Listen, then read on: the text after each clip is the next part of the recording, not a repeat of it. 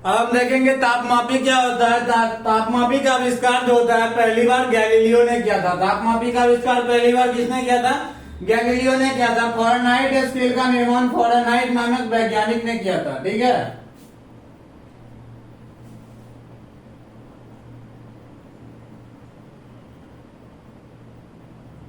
तो फ़ारेनहाइट का स्केल जो है उसका निर्माण सबसे पहले फ़ारेनहाइट नामक वैज्ञानिक ने किया था। उसे अपने ही नाम पे फ़ारेनहाइट स्केल रख दिया। इस तापमापी का जो है स्केल जो ज्यादा नहीं रखा गया था, तो इसलिए इसका यूज जो होता है अधिकतर बुखार मापने के लिए करते हैं। इसीलिए इसको हम ज्वर तापमापी भी कहते हैं। ठीक है, या बुखार तापमापी, तो इसको हम ज्वर तापमापी भी कहते हैं। तो यदि पूछेगा कि ज्वर तापमापी किसे किसे कहते हैं या फिर किस स्केल को ज्वर तापमापी कहते हैं, तो फ़ारेनहाइट स्केल को ज्वर तापमापी कहते हैं। इसमें 37 डिग्री सेल्सियस या फिर 98.4 डिग्री फ़ारेनहाइट, जब आप थर्मामीटर लेंगे जिसमें पारा बड़ा होता है, तो उस थर्मामीटर में आप जब देखेंगे तो 37 डिग्री सेल्सियस या फिर 98.4 डिग्री फ़ारेनहाइट पे एक लाल निशान बना हुआ रहता है। ठीक है, तो होता है मैक्सिमम पॉइंट। यदि उससे ज्यादा टेम्परेचर है तो आपको माना जाएगा कि आपको बुखार है। ठीक है, तो 37 डिग्री सेल्सियस या 98.4 डिग्री फ़ारेनहाइट पे एक लाल निशान बना होता है। किस तापमापी में? फ़ारेनहाइट तापमापी या फिर डॉक्टरी थर्मामीटर के अंदर। इसमें संकेतक के रूप में पारा भरा हुआ रहता है। इसमें संकेतक के रूप में क्या भरा हुआ रहता है? पारा। पारा इसीलिए भरा रहता है क्योंकि वो ज्यादा अच्छा से चमक पाता है, तो उसको हम देख पाते हैं। ठीक है, इसको हम द्रव तापमापी के रूप में भी हम इसका यूज करते हैं। उसके बाद आता है गैस तापमापी। तो गैस तापमापी जो होता है उसके अंदर हाइड्रोजन भरा होता है। हाइड्रोजन गैस भरा रहता है संकेतक के रूप में। ठीक है, तो यदि गैस का टेम्परेचर -200 डिग्री से -200 डिग्री से 500 डिग्री सेल्सियस तक है, यदि गैस का टेम्परेचर -200 से 500 डिग्री सेल्सियस के बीच होगा, तो हम उसमें जो संकेतक के रूप में किसका यूज करेंगे? हाइड्रोजन गैस का यूज करेंगे। ठीक है,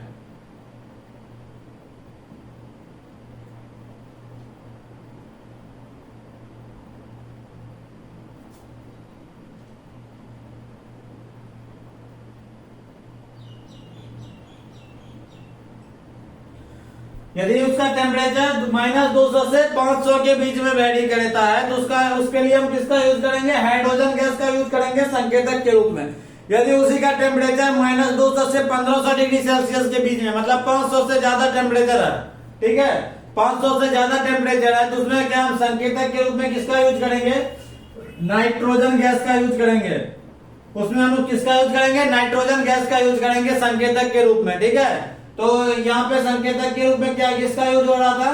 पारा का यूज हो रहा था डॉक्टरी थर्मामीटर में, या फिर द्रव तापमापी के थर्मामीटर जो होता है उसमें भी हम पारा का ही यूज करते हैं। द्रव तापमापी थर्मामीटर या फिर फ़ारेनहाइट स्केल थर्मामीटर, इसमें हम द्रव तापमापी या फिर फ़ारेनहाइट स्केल थर्मामीटर में हम पारा का यूज करते हैं। ठीक है, वहां पे संकेतक के रूप में। वहीं पे गैस तापमापी के अंदर हम हाइड्रोजन का और नाइट्रोजन का यूज करते हैं। हाइड्रोजन और नाइट्रोजन का यूज करते हैं क्या चीज के लिए?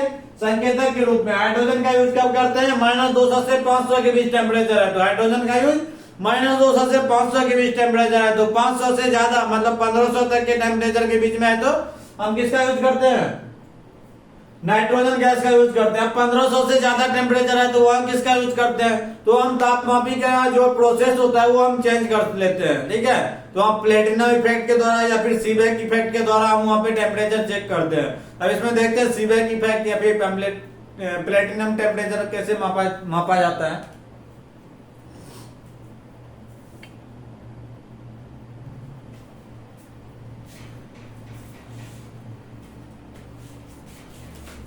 अब हम देखते हैं सीबेक प्रभाव किसे कहते हैं। ठीक है, तो सीबेक प्रभाव क्या होता है और कैसे काम करता है इसके बारे में हम पढ़ेंगे। तो सीबेक प्रभाव जो होता है, जब किसी धातु के दो तार को जोड़कर, दो धातु का दो तार है उसको हम जोड़कर एक विद्युत परिपथ तैयार कर लिए। ठीक है, एक बीच में बल्ब हम लगा दिए ताकि ये पता चले कि विद्युत धारा का प्रवाह हो रहा है कि नहीं हो रहा है। ठीक है, तो मान लीजिए एक बल्ब हम यहाँ पे लगा दिए,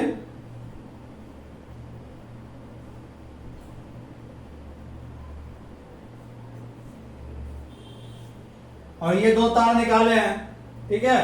एक तार को हम ले जाके इधर कनेक्ट करेंगे, एक तार को ऊपर कनेक्ट करेंगे, ठीक।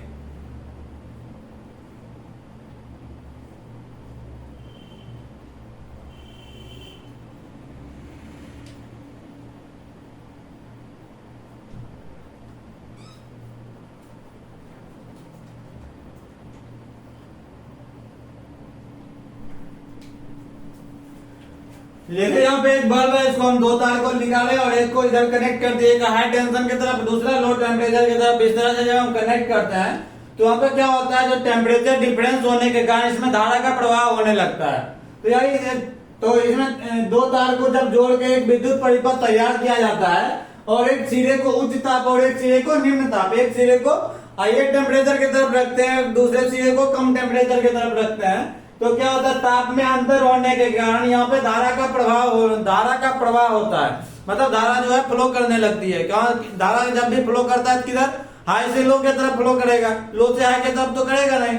तो हाई टेम्परेचर से लो टेम्परेचर की तरफ क्या होता है, धारा का प्रवाह होने लगता है, इससे इलेक्ट्रिसिटी जनरेट हो जाती है, ठीक। धारा के प्रवाह के समय जो प्रतिरोध का वृद्धि होता है, धारा का प्रवाह होगा तो उसमें क्या होगा, टेम्परेचर बढ़ता है जब भी धारा का प्रवाह होता है तो उसमें जो प्रतिरोध जब बढ़ता है तो क्या होता है, इसी का उपयोग करके हम क्या ताप में क्या वृद्धि हुई है हम पता करते हैं, ठीक। अब क्योंकि ताप जो होता है वो समानुपाती होता है किसका, प्रतिरोध का। जब किसी भी चीज का हम टेम्परेचर को बढ़ाते हैं तो उसका प्रतिरोध भी बढ़ता है। तो जैसे जैसे मान लीजिए कोई धातु का एक तार है, एल्यूमिनियम का तार है, तो पहले देख लेंगे कि अभी उसका प्रतिरोध कितना है, फिर देखेंगे कि टेम्परेचर बढ़ा जिस समय, उस समय उसका प्रतिरोध कितना था।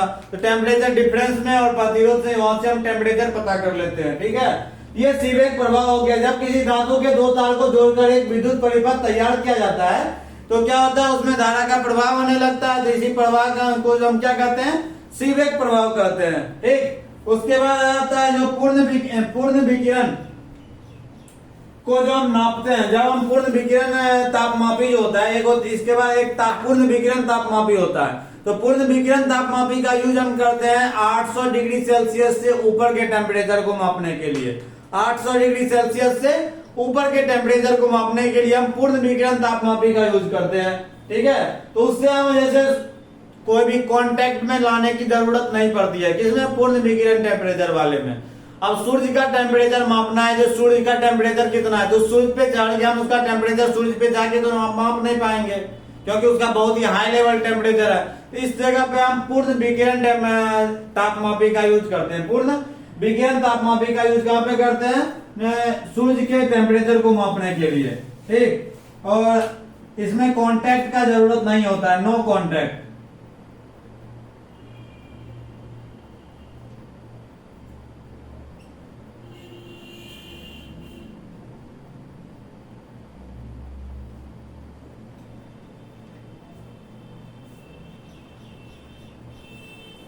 पूर्ण विकिरण तापमापी हो गया। इसमें जो है इसका टेम्परेचर कहां से ऊपर मापा जाता है, 800 डिग्री सेल्सियस से ऊपर के लिए। 800 डिग्री सेल्सियस से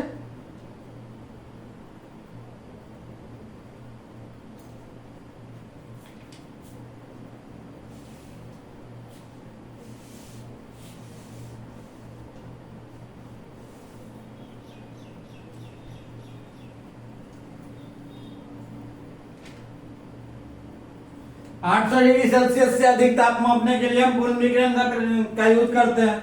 और उसका एग्जांपल में सूर्य का ताप मापने के लिए हम पूर्ण विकिरण तापमापी का यूज करते हैं।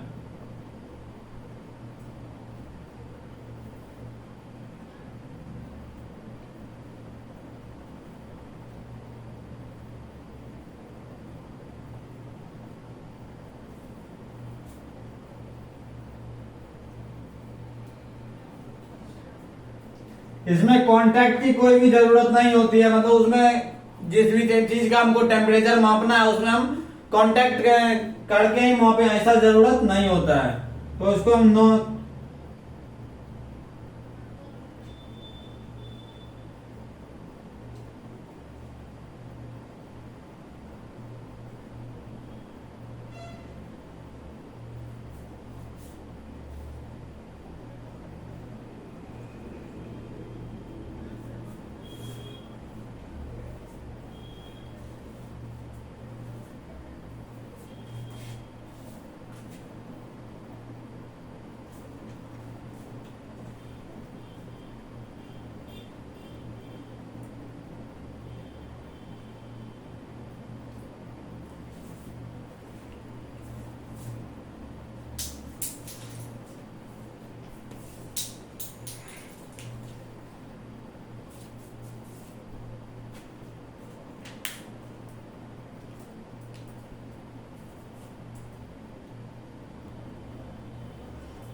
अब जो है ऊष्मा की संचरण की विधि होती है के बारे में देखेंगे। तो ऊष्मा की संचरण मतलब ऊष्मा जो है एक जगह से दूसरे जगह कैसे जाती है। ठीक, ऊष्मा के संचरण की मुख्य रूप से 3 विधि है, चालन, संवहन और विकिरण। तो चालन में क्या होता है, जो किसी भी चीज के कांटेक्ट में आके एक जगह से दूसरे जगह जब ऊष्मा जाती है उसको हम चालन कहते हैं। तो पहला विधि कौन सा है, चालन का। दूसरा कौन सा है, संवहन का।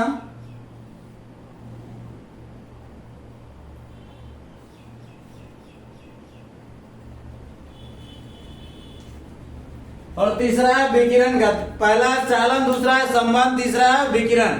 तो चालन का ठोस वस्तु के अंदर जो ऊष्मा का संचरण होता है वो चालन विधि के द्वारा होता है। उसमें एक परमाणु से दूसरे परमाणु, दूसरे से तीसरे तक ठोस का जो है उसमें ऊष्मा का संचरण होता है, उससे पूरे ठोस में गर्मी फैलती है। ठीक है। और संवहन जो होती है वो द्रव के अंदर, संवहन का जो प्रसार होता है वो द्रव के अंदर होता है। और विकिरण जो होता है इसमें कोई कांटेक्ट की जरूरत नहीं होता है या कोई माध्यम का जरूरत नहीं होता है। जैसे सूर्य से जो ऊष्मा आ रही है वो विकिरण माध्यम के द्वारा आ रही है। तो चालन, संवहन और विकिरण है। तो चालन, संवहन और विकिरण क्या क्या है इसके बारे में बाकी का डिटेल हम अगले वीडियो में करेंगे। इस वीडियो में हम यहीं तक रखते हैं। ठीक है।